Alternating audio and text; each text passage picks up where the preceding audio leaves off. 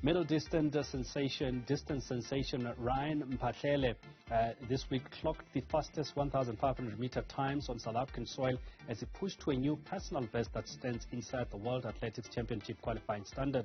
Mphahlele won the Cape Milers race at the Greenpoint Stadium in 3 minutes 32.90 seconds ahead of compatriot Tshepo Tshite in 3 minutes 33.02 seconds. The times are also giving them the top 2 spots for the world list for 2023 so far. Ryan Mphahlele joins us to reflect on the success and building up to Budapest. Mphale, good evening, and thank you so much for joining us. Good evening, Kwena. Thanks for hosting me, man. I mean, let's talk about your season so far. You've already clocked your first time. You've already qualified for Budapest. Is it something that you expected building up to a world championship? Yeah, it was almost guaranteed that it was gonna happen, because as I qualified also last year, it was sort of like an expectation for me to qualify this year. So yeah. What would you say has been key to you being consistent and clocking these fast times? Yeah, it's also training consistently and going to each race with the same mindset, because I treat every race as important as any other race I would go into, and keeping the mindset consistent and training as well. So yeah. There is always talk about peaking at the right time, Mphale. Would you say that for you, what physical state are you in, considering the challenges and the championships that you're currently going through? Yeah, and that's the thing, I'm talking about peaking at the right time, and I do feel like I've peaked. It's just a matter of keeping the consistency, as I was saying, to stay on the same level. I ain't got to do too much of training and trying to burn myself up in training sessions. It's just a matter of keeping consistently with that. And leading up to the championships, I think I'll still be in good shape, so yeah. And how has it been in terms of the competition, competing here at home? Yeah, obviously, most of our competitors, when you got Tshepo, Tshite, they're good competitors. That's the thing. But we don't have a lot of competitors in terms of when we go running quick times, and I think that's what we're lacking in the country. But obviously, going outside the country, it will be different, That's where the real challenge is. And looking at the time that you've clocked, you said you feel that you've not peaked at the right time. I mean, what are you looking at in terms of just getting the right time and the right physicality to achieve it? Yeah, that's the thing. The World Champs are only in August, and around about June, July, that's when I gotta be at my best, that's where I need to really peak, because already the European season is on, and even the Americans are competing as well, and that's where I'm gonna be rolling with the big boys, So yeah, around about June, July, that's where I gotta be popping as well. So yeah. So far, looking at the time that you've clocked, I mean, it's the second fastest in terms of the record breaking. When you go into these competitions and the championships, I mean, are you conscious of breaking these records and setting fast times, or is it just about qualifying and doing your best? Yeah, obviously, initially when we went into these races, the Cape Milers and Eurocat, the main priority was to run quick and get that qualifying for the World Champs. As for getting closer to, even the national record, it was also a possibility, and we're just 1 second away. And I'm always conscious of that, in terms of like quick times and all that. So yeah.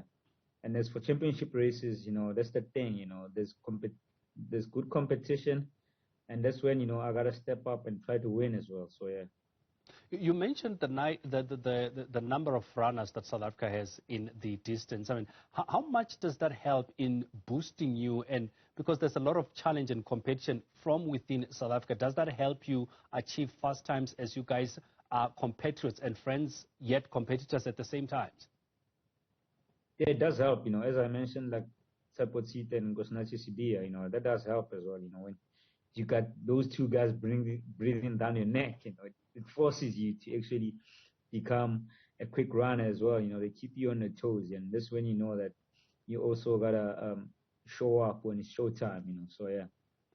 And looking at the distances, I mean, are you sticking with the 1,500? Are we likely going to see you expanding and looking at different challenges in the near future? Yeah, maybe at a later stage in my career. Right now I'm just gonna focus on the 1500 meters and the 5000 meters. Because that's where my priority lies right now. So yeah. What would you say is your expectation in Budapest? I mean, we're building up to Budapest. You're clocking the first times. You're saying at least by June, that's when you expect to peak. But what's your expectation as far as Budapest? Or is it too early to start talking about that? No, it's not. Going into Budapest, considering the time that I've ran right now, which is a very quick time, it's the world lead at the moment. And I don't know how many guys are going to be running that quick before we reach the world champs. And what I expect of myself is that I'm going to do my best there, and I'm a contender for either gold or silver or bronze medal when I go into Budapest, and that's where my focus will be when the time comes closer. And even from now on, in terms of training, I'll be training myself to be well prepared, especially mentally, for when the opportunity arrives in Budapest to step up, so yeah. And where do you think the biggest challenge will come from? As you say, you are definitely aiming at medaling and being on the podium. Where do you think your biggest challenge will come from as far as Budapest? Yeah, my biggest challenge, obviously, every competitor that's there, I'd like to assume that they're also going to be competing for the same gold, silver, bronze, and that's the thing. I can't really focus on certain individuals, As I go into there, the only competition for me is the man in the mirror, I just got to go out there and do my best and compete, and bring out the best in myself. If it so happens that I win, it is what it is. If I don't win, it is what it is as well. We'll take it from there. Mphale, there's still a lot of time between now and Budapest. What other challenges and competitions are you looking at to try and just improve on your times and also improve on your tactics and skill? Yeah, there are a couple of races that are lined up, which is most of them I can't really mention. I'll just mention as closer as I get to those races. But there will be a couple of races to challenge myself and also different disciplines, not just the 1500 meters, just to sharpen up, and also try and reach quick times in those certain disciplines. So yeah, there will be a couple of races between now and until we reach Budapest in August. So yeah. Let's talk about training, and especially training in South Africa. What does it take? Because, I mean, we've always had people saying that you need to train at altitude to different areas to try and adjust to the conditions of where the world champs are going to be. But what does your training entail in a world championship year? Yeah, that's the thing. For me, I've always preferred tougher conditions because at the moment, I'd like to admit that I don't have experience much of it when going to world championships. But, that's the thing. You got to back yourself and trust that the process that you're into is going to work for you, And as I say, I'm in Johannesburg, that's altitude compared to Europe, which is like lower altitude. And for me, especially being in Johannesburg, that's an even more advantage for me because that's where a toughness comes from, and also training on different surfaces. Obviously, I'm from Tembisa, that's where I do most of my training on gravel. And also, I mix it up at Auckland Park with the grass and track, just to get a feel of it and not to forget my form when it comes to stepping on the track and all that. So for me, that's where my training will be based, so in preparing for the world champs, and I don't think we all do the same thing in terms of training. It's just a matter of doing what works for you and what you believe will work for you, and that's what we keep on discussing with my coach, so yeah. Any chances of training overseas, outside the country, before the world champs?